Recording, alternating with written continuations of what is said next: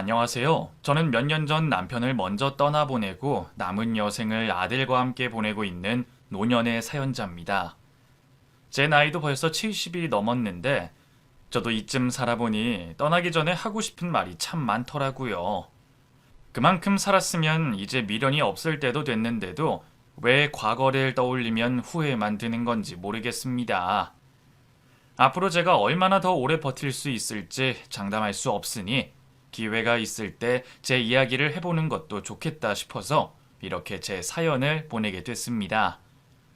원래 삶이라는 게 다 고달프고 애달픈 일이라 하지만 제 인생 역시 그리 호락호락하지만은 않았습니다. 좋은 남편 만나 결혼해서 예쁜 자식 낳아 기르는 게 여자의 행복일 텐데 저는 그 흔한 행복을 쉽게 가질 수가 없었거든요.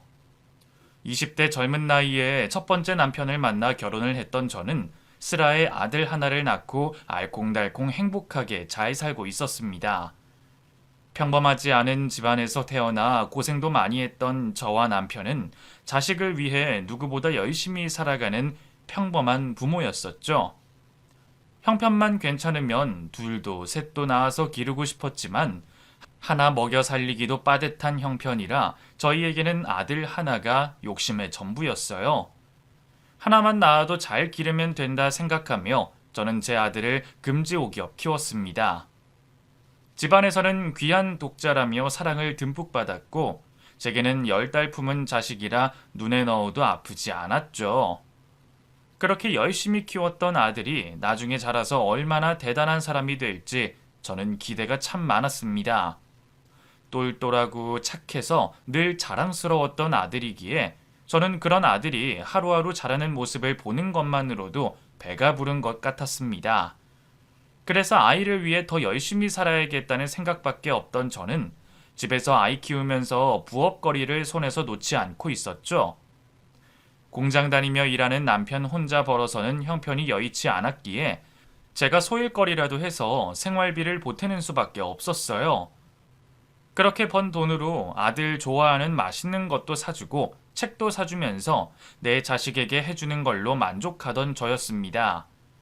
그런데 그렇게 애지중지 키웠던 아들이 6살 나이에 사고로 그만 세상을 떠나고 말았습니다. 한참 예쁠 나이에 허망하게 떠나버린 아들 소식에 저는 그대로 기절하고 말았죠. 나중에서야 아이가 동네 놀이터에서 놀다가 차 사고를 당한 것을 알고 저는 스스로를 자책할 수밖에 없었어요. 몇 푼 벌자고 애가 밖에서 어쩌고 노는 줄도 모르고 부업거리를 붙들고 있었으니 제 탓이 맞았죠. 동네 사람들은 그게 어떻게 제 탓을 하겠냐며 위로를 해줬지만 가족들은 그러지 못했습니다. 집에서 살림하고 애 보는 여자가 자식 하나 챙기지 못했다며 남편과 시부모님이 저를 욕하셨거든요. 그 이후로 저는 아들의 영정사진 앞에서 제대로 서 있을 수도 없었습니다. 손자 죽여놓고 무슨 염치로 서 있냐며 저를 때리고 욕하시는 시부모님께 장례식장에서 쫓겨나고 말았거든요. 그래도 자식 잃은 어미한테 너무한다 싶었지만 그분들도 귀한 손주 잃고 얼마나 속이 상하셨을까 싶어 참을 수밖에 없었습니다. 하지만 그날 이후 저는 완전히 가족을 잃고 말았습니다. 시부모님은 저를 볼 때마다 손자 살려오라 야단이셨고 남편은 제 얼굴도 마주치려 하지 않았으니까요. 결국 남편과 저는 서서히 멀어져만 갔고 둘째를 가져보자는 제 노력에도 남편은 외면할 뿐이었습니다. 그리고 남편이 그런 저를 두고 외도를 저질렀다는 것을 알게 된 후로 저는 쫓겨나듯 이혼을 당하게 됐죠. 자식 잡아먹은 어미라며 돈 한 푼 쥐어주지 않고 내쫓겼던 저는 그 후로 먹고 살기 위해 아등바등 살아갈 수밖에 없었습니다. 이혼당하고 돈 없는 여자 혼자 버텨내는 건 무척 힘든 일이었거든요. 사람들은 남편 없이 사는 저를 픽하면 무시했고 그래서 돈도 뜯기고 억울한 일을 당하는 적도 너무 많았습니다. 그런 제 사정을 알고 있는 주변 사람들은 차라리 재혼이라도 하라며 저를 떠밀었지만 자식 잃고 이혼당한 제 처지에 새 출발을 한다는 것도 쉬운 결심은 아니었습니다. 그런데 차라리 혼자 살겠다고 다짐하던 어느 날 잘 알고 지내던 언니가 한 남자를 소개해 줬습니다. 그 남자는 단단한 인상에 고집이 있어 보이지만 사납지 않고 진중해 보이는 사람이었어요. 약간 곰같이 우직한 것이 전 남편과는 딴판이었죠. 생긴 모습처럼 깐깐하지 않고 호방한 그 남자에게 저도 마음이 끌렸습니다. 그 남자는 전처와 사별을 하고 혼자 어린 아들을 키우던 외로운 사람이었습니다. 하지만 사업을 하느라 바쁜지 자식을 제대로 챙기지 못하고 있었죠. 제가 혼자 사는데 지쳐서 그런지 우리 아들 또래의 그 집 아이가 마음에 걸렸는지 저는 왠지 그 사람에게 끌렸습니다. 그렇게 얼마 뒤 저희는 재혼을 하게 됐고 의붓아들인 정범이를 만나게 됐습니다. 6살 때 죽은 우리 아들이 자랐으면 딱 고만했을 나이였는데 우리 아들보다 1살 정도 어린 정범이를 만나게 된 저는 너무 어릴 때 생때같이 보내야 했던 제 아들 생각에 그 아이를 제 자식처럼 생각하게 됐습니다. 자식 가진 부모 마음은 매한가지였기에 저는 일찍이 엄마 잃고 외롭게 자란 정범이가 가엾기만 했어요. 하지만 정범이는 제게 쉽게 마음을 열어주지 못했습니다. 알만한 나이에 엄마를 잃은 아이에게는 여전히 친모에 대한 기억이 남아 있었고 그런 아이는 아버지의 재혼을 쉽게 받아들이지 못했던 거죠. 죽은 엄마를 그리워하며 엄마가 살아 돌아오기만을 바라던 아이의 눈에 아버지는 엄마를 버리고 재혼한 배신자로 보였고 저는 자기 엄마의 자리를 빼앗은 환영받지 못할 손님일 뿐이었습니다. 아이는 저를 엄마라 부르며 따르라는 아버지의 말을 거부한 채 저를 쳐다보지도 않고 말도 섞지 않았어요. 제가 말이나 붙이려고 하면 문을 쾅 닫고 자기 방으로 쏙 들어가 버리니 제가 아이와 대화를 나눌 기회조차 없었죠. 당황스러웠지만 저는 그런 정범이의 마음이 충분히 이해가 됐습니다. 하지만 사업을 하느라 바쁘던 남편은 저희가 재혼을 한 후로 제게 아이를 맡겼고 바쁜 남편 대신 아이를 맡게 된 저는 정범이를 위해서라도 아이와 하루빨리 가까워져야만 했기 때문에 조급해질 수밖에 없었죠. 아이가 저를 거부하고 낯설어하는 것도 전부 상처 때문이라는 생각에 저는 오히려 아이가 안타까웠어요. 그래서 저는 정범이를 제 친자식처럼 생각하며 죽은 제 아들 대신 정범이를 잘 키워내고 싶었습니다. 자식을 잃은 건 한 번이면 족하기 때문에 저는 2번 다시 자식을 잃고 싶지 않았거든요. 언젠가는 아이가 제게 마음을 열 수 있을 거라 생각하며 저는 정범이에게 최선을 다하려 노력했습니다. 엄마 품이 그리웠을 아이에게 엄마가 늘 집에 있다는 걸 알려주고 싶었던 저는 아이가 학교에 잘 다녀올 수 있게 매일 준비물과 옷가지들을 챙겨주고 학교 다녀온 아이가 집에서 안정감을 느낄 수 있도록 매일 아이가 오는 시간에 맞춰 주방에서 요리를 하곤 했습니다. 엄마의 빈자리를 느꼈을 아이에게 제가 엄마 대신 할 수 있는 최소한의 것들이라도 해주고 싶었거든요. 하지만 제가 아무리 노력하고 먼저 다가가려고 해도 아이는 여전히 그 자리에 서 있을 뿐이었습니다. 아니, 오히려 제가 다가가려고 하면 한 발 더 뒤로 물러나 버려서 제가 선뜻 다가갈 수도 없게 하고 있었죠. 조바심을 내지 말자고 다짐했는데도 시간이 흐르니 괜히 마음이 불안해지는 건 어쩔 수 없었습니다. 이러다가 시간이 지나서 돌이킬 수 없게 사이가 멀어지는 건 아닌지 기회가 없는 건 아닌지 걱정이 들었죠. 남의 자식 키우는 게 쉬운 일이 아니라는 건 들었지만 그렇게 힘들 줄은 몰랐습니다. 심지어 그런 저의 고생은 모르고 제게 손가락질만 하는 사람들 때문에 저는 더 서글퍼졌어요. 제가 정범이를 위해 온갖 노력을 다하려고 하는데도 사람들은 제가 계모라서 아이를 달가워하지 않는 거라며 저를 오해하곤 했습니다. 정말 자식처럼 생각하면 혼도 내고 타이르기도 할 줄 알아야 한다는 말이었죠. 저도 그러고 싶었지만 그게 쉽지 않았어요. 그래도 저는 제가 할 수 있는 일을 하며 꿋꿋이 아이를 제 자식처럼 키우려 노력했습니다. 하지만 저의 노력이 부족했는지 정범이는 중학생이 된 후에도 저를 엄마라 불러주지 않았어요.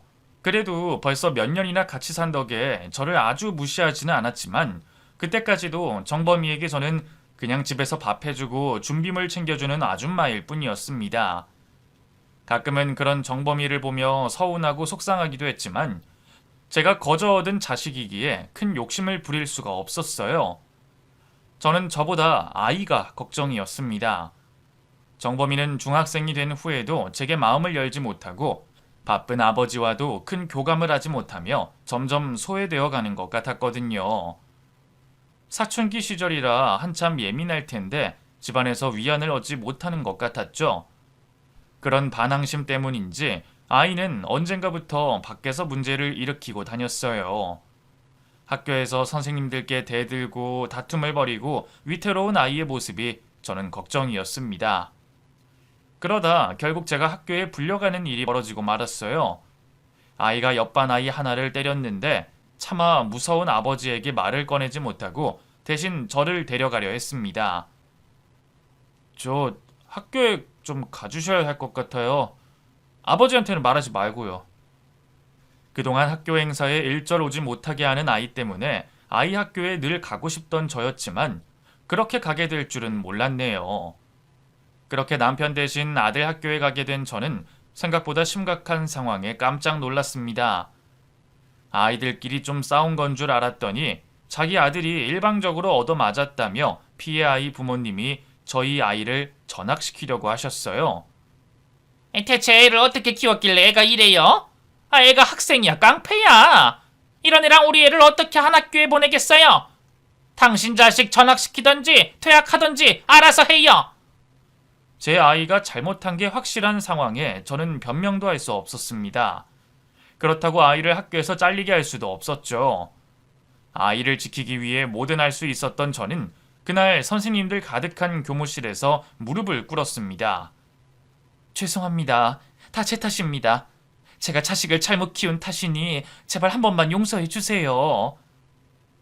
아니 그렇다고 무슨 무릎까지 꿇고 그래요? 알았으니까 그만해요. 다들 당황하며 저를 일으키려 했지만 제가 무릎 한 번 꿇어서 자식을 지킬 수 있다면 저는 몇 번이고 그럴 수 있었어요. 어느새 저를 새엄마라고 부르면서 조금은 제게 곁을 내주는 것 같았죠. 이제 겨우 시작이니 더 살가워지려면 한참 걸리겠지만 저는 그 조금의 노력만으로 만족했습니다. 아들이 저를 가족으로 인정해주는 것만으로 세상을 다 가진 것 같았죠.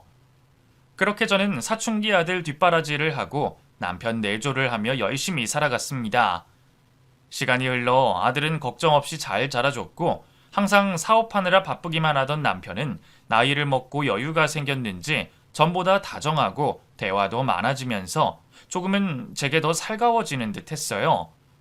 저도 이 정도면 더 이상 바랄 게 없다 생각했죠.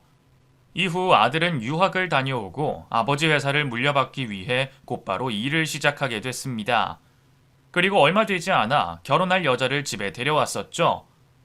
다른 사람들이 보기에는 아들이 대학을 나와 회사를 다니고 결혼을 하는 게 아무렇지도 않은 평범한 인생의 흐름이었겠지만 저는 그 평범한 인생의 흐름이 너무나도 좋았고 특별했습니다.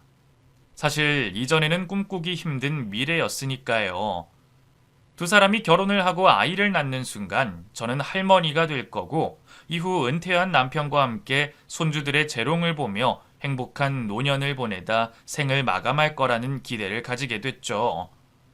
평범하지만 그 무엇보다 행복할 미래를 상상하며 결혼 인사를 하러 온 예비 며느리를 반갑게 맞이했습니다. 그런데 저를 대하는 예비 며느리의 모습이 조금 이상해 보이더라고요. 그때는 그 아이가 어떤 아이인지 모르고 있을 때라 저는 어색해서 그런다고 생각을 했죠. 제가 계모라는 걸 아들에게 먼저 듣게 된 것 같은데 호칭을 어떻게 불러야 하는지 몰라 어색해 하더라고요. 그때는 남편이 잠시 전화를 받느라 자리를 비웠을 때였습니다. 며느리 될 아이가 안절부절하는 듯 보여 제가 필요한 게 있냐고 물어보게 됐죠. 왜? 뭐 필요한 거 있어요?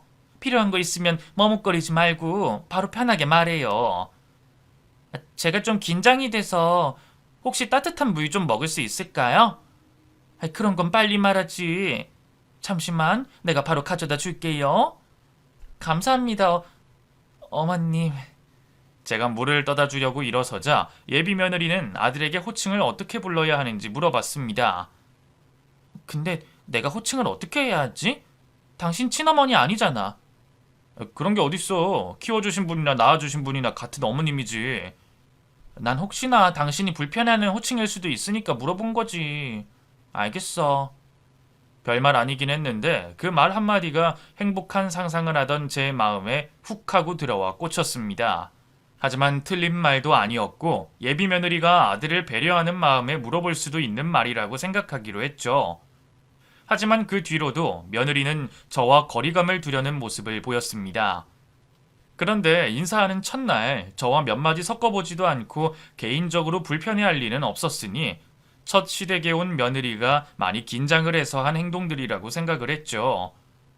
그 일을 제외하고는 딱히 문제가 될 게 없었기 때문에 아들과 며느리의 결혼은 순탄히 진행됐고 두 사람은 행복한 결혼식을 올리게 됐어요. 이후 아들네와 우리는 같이 한 집에서 생활하게 됐습니다. 제 입장에서는 남자 둘과 한 집에서 지내다 처음으로 같은 여자가 들어오니 많은 기대를 하게 됐어요. 모든 시어머니들의 꿈처럼 며느리와 딸같이 지내고 싶었죠. 그리고 다른 것보다 흔히 시집살이라고 말하는 고생을 며느리에게 시키고 싶지 않았습니다. 그래서 집으로 들어온 며느리에게 모든 편히 행동하라고 말해주게 됐죠. 그때까지만 해도 며느리와 가깝게 지낼 줄만 알았어요. 그런데 제가 며느리에게 너무 사람 좋은 모습으로만 대했던 걸까요? 한 집에서 생활하게 된 며느리는 두 가지의 얼굴을 가지고 가족들을 대하기 시작했습니다. 저와 단둘이 있을 때는 일부러 제 말도 못 들은 척하고 여러 핑계를 대며 집안일을 미루기 십상이었지만 남편과 아들 앞에서는 언제 그랬냐는 듯 순종적인 며느리의 모습을 하고 있었죠. 처음에는 눈치를 채지 못하고 있었습니다. 저를 대하는 온도가 가족들과는 다르다고 생각하긴 했지만 설마 이제 막 결혼을 하여 집안에 들어온 며느리가 사람을 가리며 차별을 할까 싶었어요. 그런데 계속되는 상황들로 인해 며느리의 속내를 알고야 말았죠. 제가 착각하는 오해가 아닌 게 확실했었습니다. 며느리 입에서 속마음을 직접 듣게 됐으니까요. 며느리가 친구와 통화하는 걸 듣게 됐거든요. 민정아, 오늘 너 뭐하니? 그래? 그럼 어쩔 수가 없네. 다음에 봐야지. 모처럼 아버님이랑 그이가 집에 늦게 들어온다고 해서 나도 밖에서 오랜만에 스트레스 좀 풀까 했지. 응? 뭐 시어머니? 그럼 있지. 근데 뭐 내가 신경이라도 쓸 것 같니? 야, 너한테 말 안 했나? 우리 시어머니 그이 친모가 아니야. 중간에 들어온 계모야. 어쩌다 보니 그렇게 됐다. 아마 내 인생 술술 풀리라고 하늘에서 도와주시나 봐. 부잣집에 시집 온 것도 그렇고 시어머니 되는 사람이 계모이기까지 하니까. 계모라서 뭐가 좋냐고? 야, 너 생각해봐라. 시어머니들 맨날 하는 소리가 이거잖아. 네 남편 임신했던 기간 동안 고생을 얼마나 한 줄 아냐. 아들 낳다 죽을 뻔했다. 또 우리 아들 내가 어떻게 키웠는지 아냐. 야, 그런데 계모면 이 앞에 두 가지는 싹 날아가는 거야. 거기다 더 대박인 게 뭔 줄 알아? 다른 것도 아니고 이혼당한 여자라는 거지. 우리 아버님이 가여워서 드린 거야.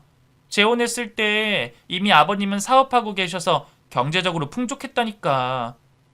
돈 주고 애 키워보라고 해봐라. 누가 못 키우냐? 그래도 뭐 남편 말로는 자기에게나 아버님께 최선을 다했다고 하는데, 야, 어느 누가 자기 와이프 앞에서 계모라고 하지만 못된 엄마라고 하겠냐? 그냥 하는 소리지. 어쨌든 그래서 내가 시댁에서 지내지만 몸과 마음이 좀 편해. 아버님하고 그이 앞에서만 착한 척하면 되거든.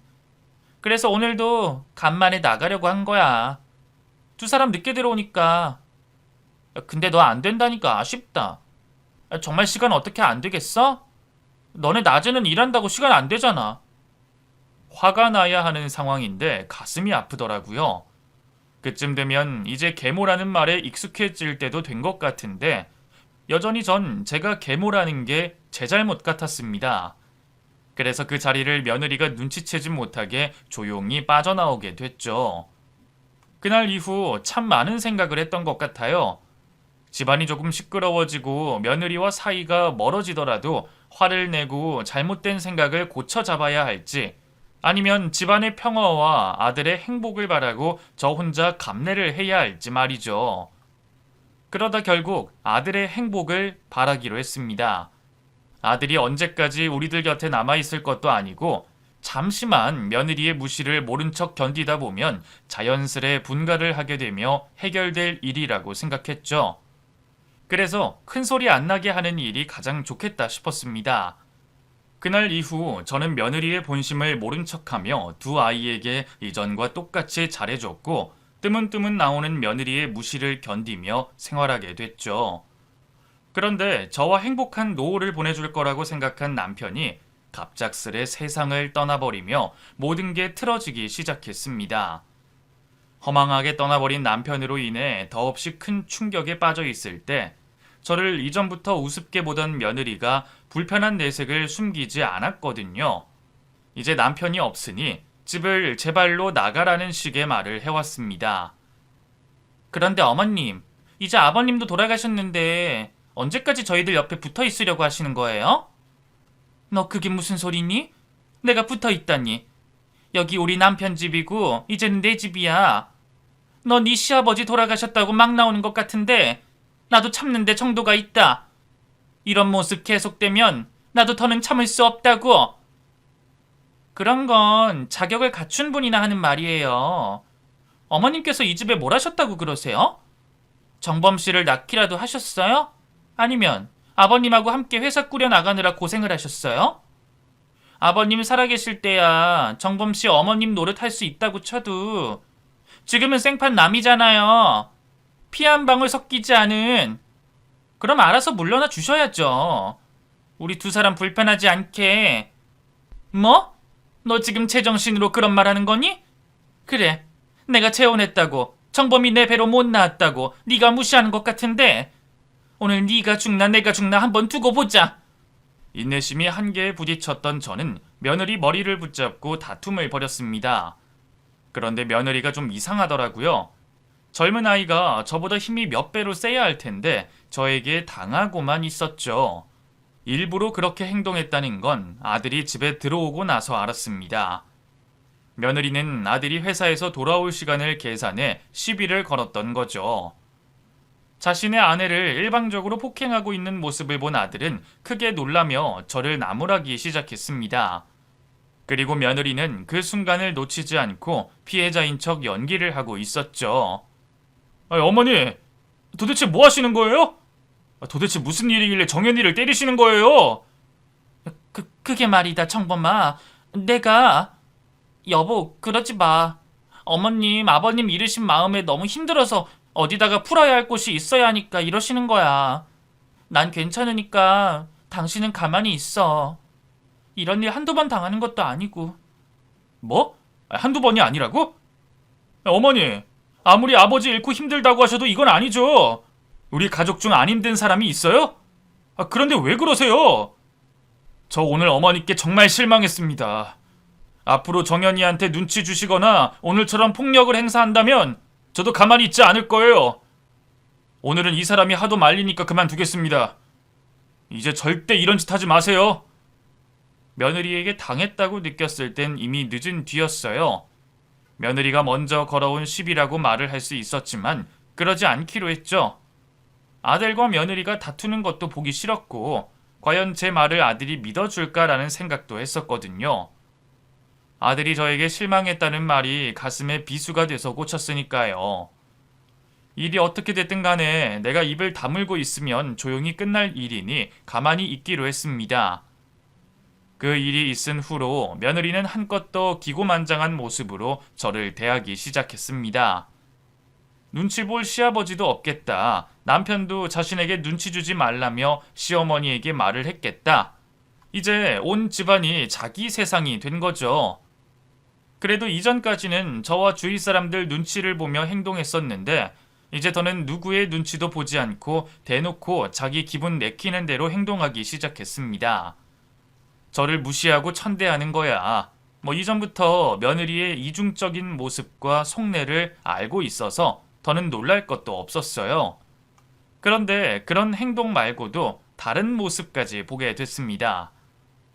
회사 사람들을 마치 자기 사람인 것 마냥 비서처럼 개인적인 일에 부리더군요. 처음에는 저도 눈치를 채지 못했습니다. 아들 일 때문에 회사 사람들이 들락날락 한다고 생각했으니까요. 그런데 하는 일이 좀 이상해 보였어요. 며느리가 들어올 때마다 큰 쇼핑백을 대신 들고 오질 않나, 차량 기사 일을 하듯이 며느리가 어디를 갈 때마다 나와 있질 않나 이해가 되지 않았지만 제가 모르는 상황이 있겠다 싶었습니다. 아들이 며느리를 봐달라고 따로 지시를 했을 수도 있었을 테니까요. 아들에게 물어보고 싶었지만 이전 일로 인해 관계가 틀어져 물어볼 수가 없었으니 별일 아니겠다는 생각을 하며 그 상황을 지켜만 보고 있었죠. 그런데 며느리가 회사 직원들에게 하대를 하는 겁니다. 남편이 있을 때는 절대로 있을 수 없는 일을 하고 있었죠. 입이 찢어질 듯 소리치는 며느리의 목소리에 놀라 다급히 현관을 나갔더니 회사 직원이 머리를 숙인 채 며느리에게 갖은 욕을 듣고 있었습니다. 대충 보아하니 현관을 들어오다 쇼핑백이 걸려 찢어지는 바람에 물건들이 바닥에 쏟아져 혼이 나고 있는 것 같았죠. 너 지금 뭐 하는 거니? 왜 회사 직원분한테 욕을 해? 그리고 여기가 너만 사는 집이야? 어디라고 함부로 집안에서 욕을 하고 그래? 어떤 상황인지 모르시면 그냥 가만히 있으시죠? 그게 더 나을 것 같은데? 뭐? 내가 뭘 몰라? 지금 너 네가 산 물건들 쏟아졌다고 저분 잡고 있는 거 아니야? 사람이 일하다 보면 실수도 할 수 있는 거고 일을 시켜도 감당될 정도로 시켜야지. 사람보다 더 크게 물건을 가지고 다니는데 실수가 안 생길 것 같니? 그리고 아무리 네 세상이라고 해도 적당히 해라. 네 시어머니 되는 사람이 이 집에 있고 이러면 정범이 얼굴에 똥칠하는 거니까. 직원분께서는 그만 가보세요. 나머지는 제가 정리하고 옮겨 놓을 테니. 제가 직원분을 돌려보내고 상황을 종료시키자 며느리는 기분이 나쁘다는 듯 째려보고 있었습니다. 그래도 제가 자신이 쇼핑한 물건들 정리해 가져다 놓으니 별말은 하지 않았죠.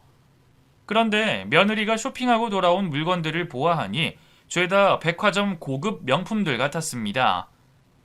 쇼핑백을 여러 개 든 모습을 보긴 했었지만 그것들 전부 명품일 거라는 생각은 하지 못하고 있었어요. 거의 매일 그만큼 명품들을 산다는 게 말이 되지 않았으니까 말이죠. 또 제가 비싼 브랜드를 잘 모르는 탓도 있었습니다. 그런데 그제서야 아들이 힘들게 벌어온 돈을 흥청망청 자신의 쇼핑하는 데 쓰고 있다는 걸 보게 된 거죠. 저는 남편이 벌어온 돈을 쓸 자격이 없다고 생각해 이제껏 나 자신에게 단 한 푼도 쓴 적이 없었습니다. 생활비든 남편이 저에게 쓰라며 준 돈이든 모두 남편과 아들을 위해서 쓰려고 했었죠. 아무래도 재혼을 해 중간에 들어온 사람이다 보니 사람들 눈을 신경 쓸 수밖에 없었어요. 내 의도가 그렇지 않다고 해도 사람들은 작은 일도 부풀려 이야기할 거고 또 오해를 할 수 있겠다 싶어서 더더욱 행동을 조심하려고 했었죠. 물론 가정주부인 제가 남편과 아들 뒷바라지하는 일 외에 돈을 쓸 곳이 없었기도 했고요. 제가 해오던 행동을 며느리가 똑같이 하길 바랬던 게 아니었습니다. 저와는 다른 상황이 있었고 즐기고 싶은 거, 하고 싶은 거 다 하면서 아들 녀석과 행복하게 살았으면 했으니까요. 그런데 항상 적당한 선이라는 게 있지 않습니까? 며느리는 그 선을 넘어서 돈을 쓰더라고요. 사치품에는 문외한이던 저였지만 이후에도 매일 집으로 쏟아져 내려오듯 들어오는 쇼핑백들을 보며 며느리가 얼마나 돈을 많이 쓰고 있는지 알 수 있었죠.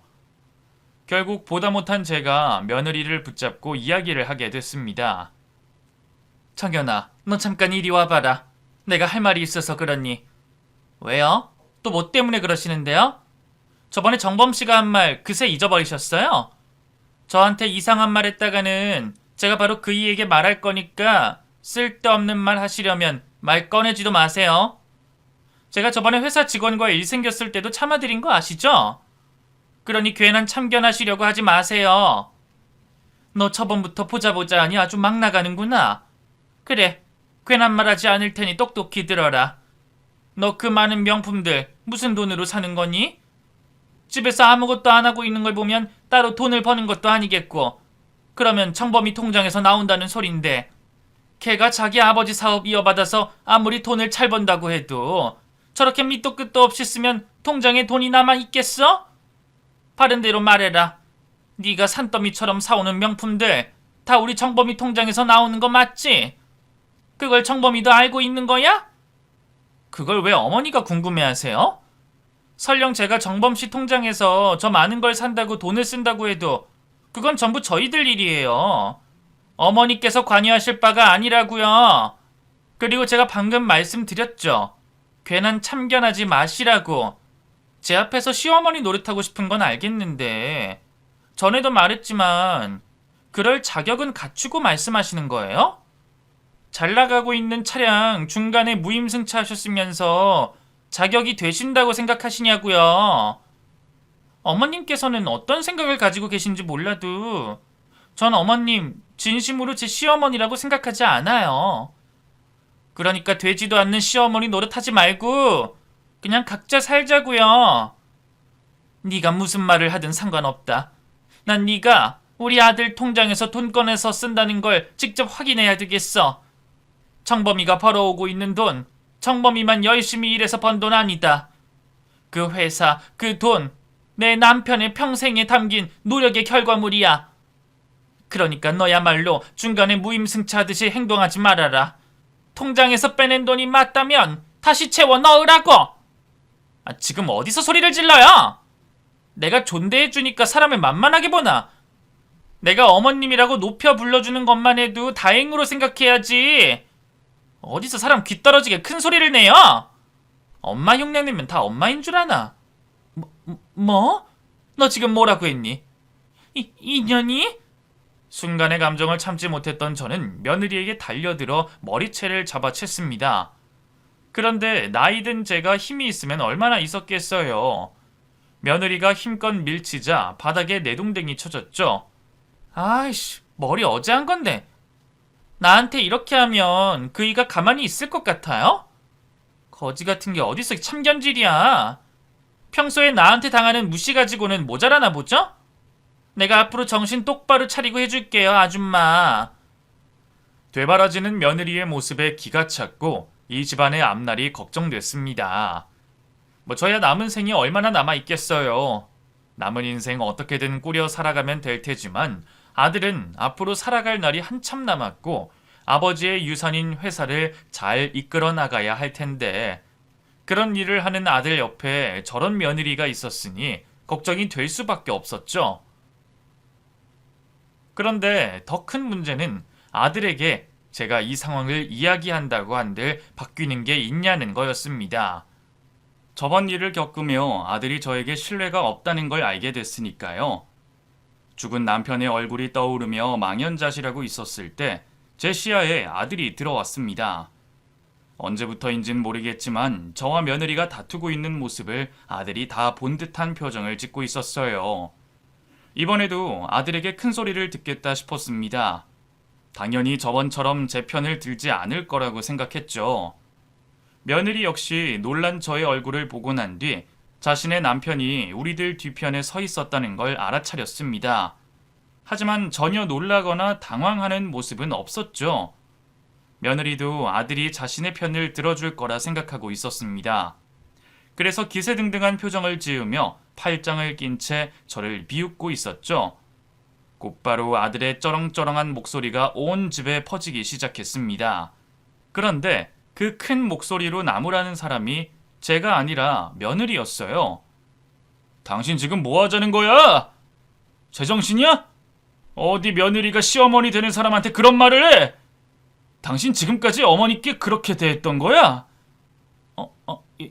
여보, 그게 아니라 어머님께서 말도 안 되는 걸 가지고 트집을 잡으셔서 내가 가만히 계시는 어머님을 왜 뭐라고 하겠어. 저번처럼 나보고 뭐라 하시니까 내가 화가 나서 그런 거지. 뭐? 그러면 저번에 내가 한 말 때문에 지금 당신이 어머님께 이러는 거라고? 내가 언제 당신한테 어머니를 무시하라고 했어? 어머님 보고 조심해달라고 했었던 거지. 그리고 설령 내 말을 잘못 이해했다고 하더라도 어느 며느리가 시어머니 되는 분에게 그따위로 말을 해? 설마 저번 일도 당신이 어머님께 심하게 말하고 나서 내 앞에서는 어머니께서 잘못한 것처럼 몰아간 거 아니야? 아니, 저번에는 정말 내가 별로 잘못한 것도 없었는데. 우선 알았어. 내가 다 잘못했어. 그러니까 그렇게 무섭게 화내지 마. 내가 앞으로 잘할 테니까. 그러면 된 거지? 되긴 뭐가 돼? 내가 지금까지 당신이 회사 직원들 마음대로 불러들이고 당신 일 시킨 거 모르고 있을 줄 알았어? 그것뿐이야. 방금 어머니와 말하고 있었던 돈도 네 마음대로 쓰고 있었잖아. 내가 몰라서 가만히 있었던 게 아니야. 난 당신이 어머니께 받는 스트레스가 있을까봐 그렇게 해서라도 풀라고 가만히 두고 보고 있었던 거라고. 물론 직원 일 가지고는 뭐라고 해야겠다고 생각하고 있었지만 돈 쓰는 것 가지고는 그러려니 하려고 했어. 나중에 시간 지나고 어머니랑 당신 사이가 좋아지면 그 짓도 그만하겠거니 싶어서. 그런데 지금 이야기를 들어보면 집안에서 누구 눈치 하나 안 보고 있으면서 당신 기분 내키는 대로 사고 싶은 대로 돈을 썼다는 거잖아. 거기다 어머니까지 무시하면서. 당신 내가 이 상황을 알고도 그냥 넘어갈 거라고 생각했어? 그런 짓거리 했으면서 방금 전까지 날 보고도 당당하게 서 있어? 뭘 잘했다고 그런 표정 짓고 있었는데 내가 그런 것까지 다 참고 당신하고 살아줄 줄 알아? 자신이 하는 말에 흥분한 아들은 며느리를 가만히 두지 않으려고 했습니다. 집안 이곳저곳 뒤지더니 거실에서 발견한 효자손으로 메타작을 하려고 며느리에게 다가섰죠. 제가 두고만 보고 있으면 안 될 것 같았습니다.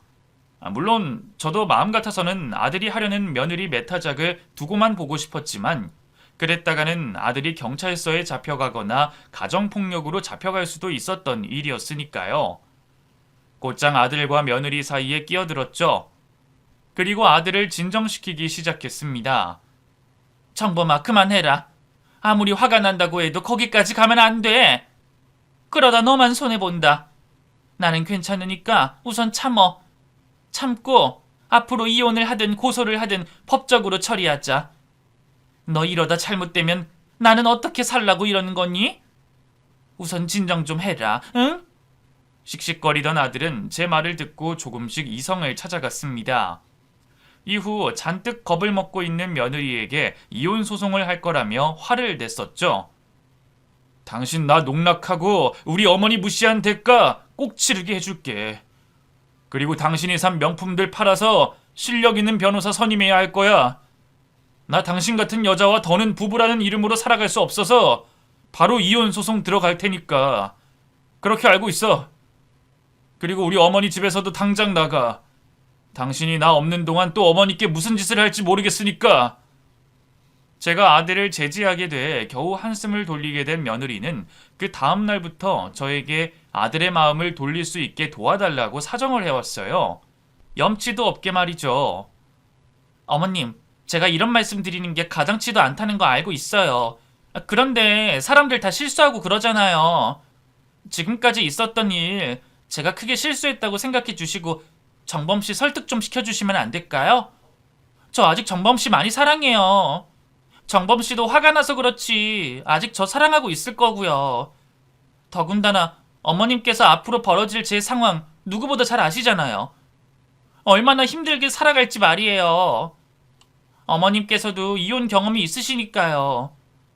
저 정말 정신 차리고 어머님께도 또 정범 씨에게도 잘할게요. 어머님 밑에서 살림이든 인성이든 가르침 배울 테니까 제발 정범 씨 좀 설득시켜 주세요. 넌 끝까지 이기적이고 염치가 없구나. 내가 잠깐이었지만 앞으로 혼자 될 너를 걱정을 했던 게 참 바보 같은 생각이었구나 싶다. 실수? 그래, 사람들 누구나 실수해. 그런데 네가 한 행동들이 전부 다 실수라고 생각하니? 내가 보기에는 넌 언제든 사람 무시할 틈만 나면 곧바로 무시할 인성을 가진 걸로 보이던데. 내 두 눈으로 네가 어떤 아이인지 똑똑히 알게 됐는데 널 용서하고 내 아들과 다시 재결합하게 설득해주라고? 나는 몰라도 우리 아들 잘못되는 꼴은 못 본다. 우리 청범이 너 같은 아이와 살다 패가 망신하는 꼴을 못 보겠다고. 괜히 내 앞에 있다 우리 청범이한테 또 매맞을 뻔하지 말고 조용히 네 죄값 받을 생각이나 해라. 이럴 시간에 네 앞날이나 걱정해.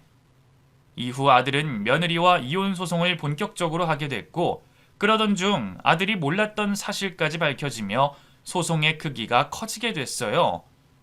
며느리가 아들 몰래 회사 법인카드까지 손을 댔던 거죠. 정신없이 쇼핑을 하며 실수로 카드가 바뀐 건지 애초에 의도를 가지고 결제를 한 건지는 모르겠지만 어쨌거나 법인카드를 이용해 사적인 용도로 사용했다는 게 밝혀지며 업무상 횡령죄가 추가가 됐습니다. 그런데 횡령죄가 굉장히 큰 죄더라고요. 며느리가 사용한 금액에 대해 합의를 하거나 변제를 한다고 해도 처벌이 된다고 했습니다. 합의를 해 처벌의 수위가 낮춰질 수도 있어도 무조건 처벌을 받는다고 하더라고요. 거기다 추후 별도의 민사소송까지 제기할 수 있다고 하니 며느리 입장에서는 이혼 소송과는 비교가 될 수 없게 큰일이 났던 거죠. 이미 며느리에게 잔뜩 화가 나 있는 아들 입장에서는 처벌 수위를 낮춰주기 위해 합의를 해줄 생각이 없었습니다. 결국 며느리는 두 가지 소송을 동시에 받게 됐고 당연히도 두 소송에서 모두 패소를 받게 됐죠. 소송에 승소한 아들은 거기서 그치지 않고 횡령에 대한 민사소송까지 들어가면서 며느리가 저지른 잘못에 몇 배는 더한 고통을 줬습니다. 그 모습을 보며 잠시나마 가족의 인연을 맺었던 마음에 며느리가 안타깝기도 했지만 그건 아주 잠시였습니다. 다 자신이 자초한 노릇이고 마음을 곱게 썼더라면 지금 같은 일은 겪지 않았을 테니 말이죠. 그런 인성을 가진 여자와 아들이 이혼을 하게 된 건 다행이었지만 그와 별개로 나 때문에 이혼이라는 일을 겪게 만든 것 같아 아들에게 많이 미안했습니다. 그래도 다행히 아들은 이혼 후에도 큰 흔들림 없이 지내는 모습을 보여줬어요. 저에게 너무 개념치 말라면서 말이죠. 어머니, 그 이혼 때문에 얼굴이 어두우신 거면 그러지 마세요. 전 다행이라고 생각해요. 그런 여자 언젠가는 제 앞에서도 자기 욕심 성격 숨기지 않고 드러냈을 거니까요. 오히려 제가 어머니 덕분에 그런 여자 거를 수 있게 됐는데요. 그러니까 너무 개념치 마세요. 오히려 제가 전후 사정 모르고 어머니께 건방진 말과 행동을 했는데요. 잘못은 제가 저질렀죠. 죄송해요. 저 때문에 마음고생하시고 그런 일까지 당하시게 만들어서. 아니다. 내가 당하긴 뭘 당해. 그런 말 하지도 말고. 너야말로 나 신경 쓰지 말아라. 바깥 일로도 생각이 많을 텐데 나까지 생각할 시간이 어딨다고. 아니에요. 전부 제가 어머니께 무신경해서 벌어진 일이에요. 이제부터는 어머니 마음고생 시켰던 거 갚아 나가도록 할게요. 그러니 앞으로 하고 싶은 거, 드시고 싶은 거, 또 가지고 싶은 거 전부 알려주세요. 제가 곁에서 다 해드릴 테니까. 잘못했다며 앞으로 잘하겠다며 무릎까지 꿇고 진심으로 말하는 아들을 일으켜 세웠고 아주 오랜만에 아들을 안아봤습니다. 기분 좋더라고요. 나에게 잘해주겠다고 말하는 아들이 있다는 게. 그날 이후 아들은 매일같이 저를 챙기며 효자 노릇을 해주고 있어요. 과거 저에게 잘해줬던 남편보다 더 극성으로 저를 챙기면서 말이죠. 아들 덕분에 처음 먹어보는 음식도 많고 여러 여행지도 다니면서 호강을 하고 있지만 그럴 때마다 저 대신 좋은 여자와 아들이 시간을 보냈으면 하는 마음이 수시로 드네요. 저에 대한 미안함 때문인지 아들은 아직도 연애를 안 하고 있습니다. 좋든 나쁘든 만나봐야 어떤 사람인지 안다고 제가 말을 해도 듣지를 않네요. 부디 우리 아들에게 좋은 여자가 곧 생겼으면 하고 또 그러기를 여러분들께서도 많이들 빌어주시면 감사하겠습니다. 그럼 제 이야기는 여기서 마치겠습니다. 끝까지 제 이야기 들어주셔서 감사합니다. 그럼 모두들 행복하게 지내시길 바라겠습니다.